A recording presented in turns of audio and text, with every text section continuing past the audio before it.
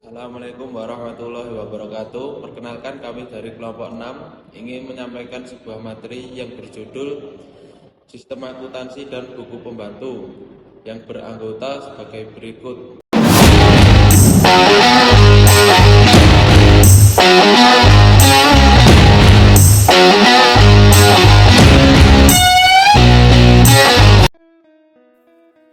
Baik, berikutnya yaitu sistem akuntansi. Menurut Al-Haryono Jusuf, sistem akuntansi adalah suatu organisasi dari formulir catatan dan laporan yang dikoordinasikan sedemikian rupa untuk menyediakan informasi keuangan yang dibutuhkan oleh manajemen guna pengambilan keputusan.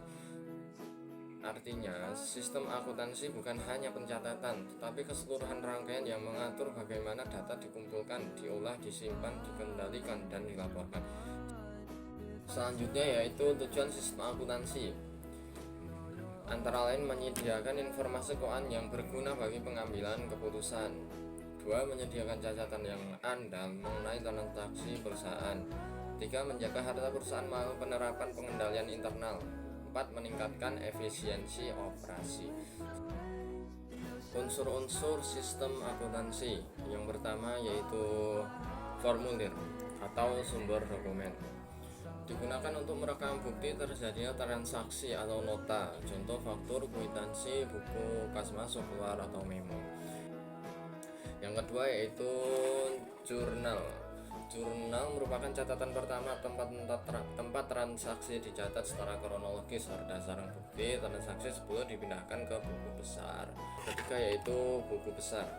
Buku besar berisi kumpulan akun yang digunakan untuk menggolongkan transaksi yang telah dicatat dalam jurnal sehingga dapat diketahui saldo masing-masing akun. Baik, yang berikutnya yaitu buku pembantu. Buku pembantu berfungsi merinci akun tertentu dalam buku besar seperti buku pembantu piutang dan buku pembantu utang agar informasi lebih total. Yang kelima yaitu laporan keuangan, merupakan hasil akhir proses akuntansi yang menyajikan informasi keuangan, contoh laporan laba rugi, neraca, dan laporan arus kas. Yaitu 6. Prosedur akuntansi, langkah-langkah yang harus diikuti agar transaksi dapat diproses dengan benar, contoh prosedur penerimaan kas, pembelian, penjualan, pengajian. Rumus persamaan akuntansi adalah aset sama dengan liabilitas plus ekuitas, atau harta sama dengan utang plus modal. Materi selanjutnya adalah sistem-sistem akuntansi. Yang pertama, sistem akuntansi penjualan, artinya mencatat penjualan tunai dan kredit.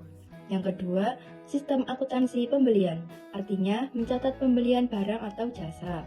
Yang ketiga, sistem akuntansi penerimaan kas, artinya mencatat seluruh penerimaan kas. Yang keempat, sistem akuntansi pengeluaran kas, yang artinya mencatat semua pengeluaran kas.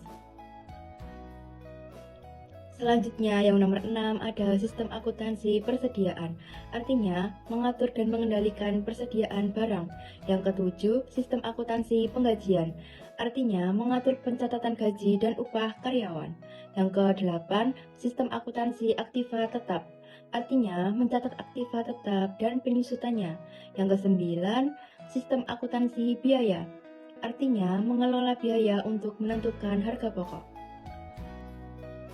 Selanjutnya ada fungsi-fungsi sistem akuntansi, yaitu yang pertama fungsi pencatatan atau recording function, yang kedua ada fungsi penggolongan atau classifying function, yang ketiga ada fungsi peringkasan atau summarizing function, yang keempat ada fungsi pelaporan atau reporting function, dan yang terakhir ada fungsi pengendalian atau controlling function.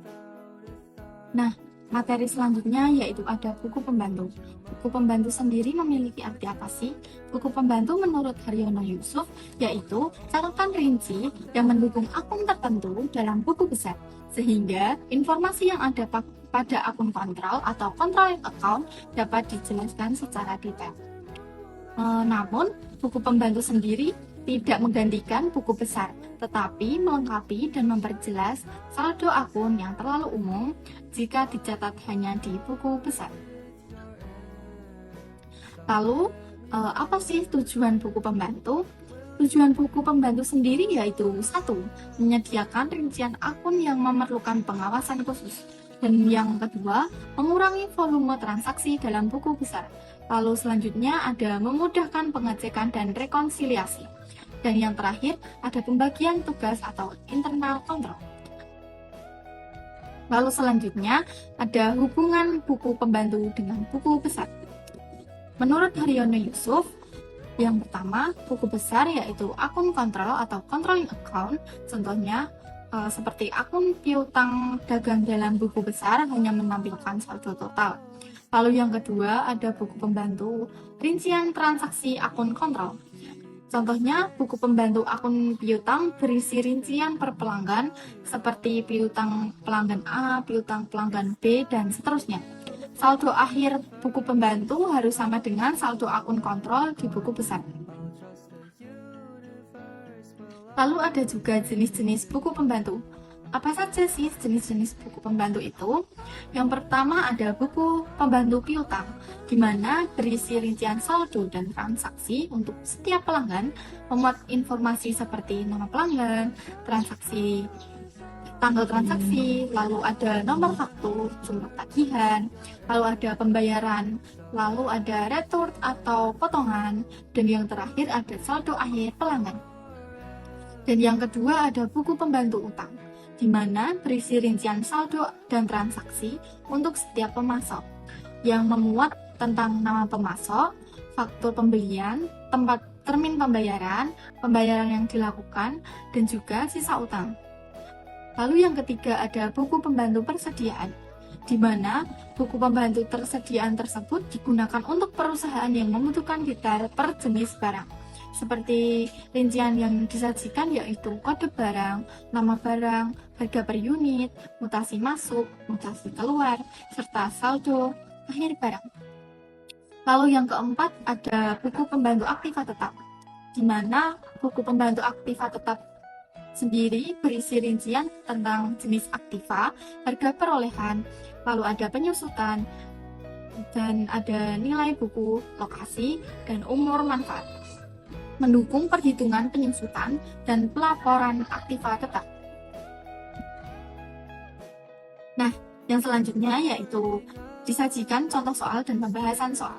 Contoh soal 1 yaitu buku pembantu piutang, di mana menyediakan sebuah contoh soal dengan PT Maju Jaya memiliki data sebagai berikut. Pada tanggal 1 Juni, penjualan kredit kepada toko sejahtera sebesar 5 juta.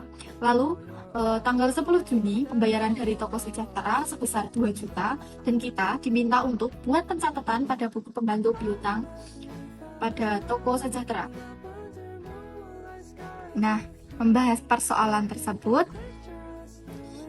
disajikan sebuah tabel di mana pada tanggal 1 Juni yaitu penjualan sebesar 5 juta kita taruh pada debit, lalu saldo menjadi 5 juta. Kemudian pada tanggal 10 Juni pembayaran sebesar 2 juta kita taruh pada kredit, di mana saldo menjadi 3 juta. Di mana saldo awal tadi kita kurangi dengan 2 juta menjadi 3 juta. Soal kedua yaitu buku pembantu utang. Pada 5 Juli, pembelian kredit dari PT Sumber Makmur sebesar 4 juta. Pada 20 Juli, pembayaran utang sebesar 1.500.000. Untuk pencatatannya seperti berikut yaitu pada 5 Juli pembelian masuk ke kredit sebesar 4 juta dengan total saldo sebesar 4 juta. Pada tanggal 20 Juli, pembayaran masuk ke debit sebesar 1.500.000 dengan total saldo sebesar 2.500.000. Contoh soal ketiga yaitu penyesuaian dengan buku besar. Jumlah saldo seluruh buku pembantu piutang. Contoh, toko A sebesar 3 juta rupiah, toko B sebesar 2 juta rupiah. Saldo akun piutang dagang di buku besar yaitu 3 juta ditambah 2 juta sama dengan 5 juta. Jadi harus sama dengan saldo akun piutang dagang di buku besar. Manfaat buku pembantu. Manfaat buku pembantu menurut Haryono Yusuf yaitu 1. Meningkatkan ketelitian dan keandalan laporan keuangan. 2. mempercepat proses audit internal. 3. Memudahkan pemesanan barang, penagihan piutang, dan pembayaran utang. 4. Memperjelas pengendalian internal, yaitu internal control. Proses rekonsiliasi buku pembantu. Haryo Yusuf menekankan pentingnya rekonsiliasi berkala untuk memastikan 1. Tidak ada kesalahan posting. 2. Saldo buku pembantu sama dengan saldo akun kontrol. Langkah-langkah yaitu 1. Hitung total saldo buku pembantu. 2. Cocokkan dengan saldo akun kontrol. 3. Jika tidak sama, identifikasi kesalahan posting, jurnal, atau penjumlahan. Selanjutnya yaitu peran buku pembantu dalam sistem akuntansi. Menurut Haryo Yusuf, buku pembantu merupakan bagian penting dari sistem akuntansi yang teratur karena 1. Menyediakan data rinci yang dibutuhkan manajemen. 2. Menunjang sistem pencatatan berpasangan. 3. Mengurangi beban buku besar. 4. Meningkatkan pengendalian internal. Mungkin cukup sekian dari kelompok kami, kurang lebihnya mohon maaf. Assalamualaikum warahmatullahi wabarakatuh.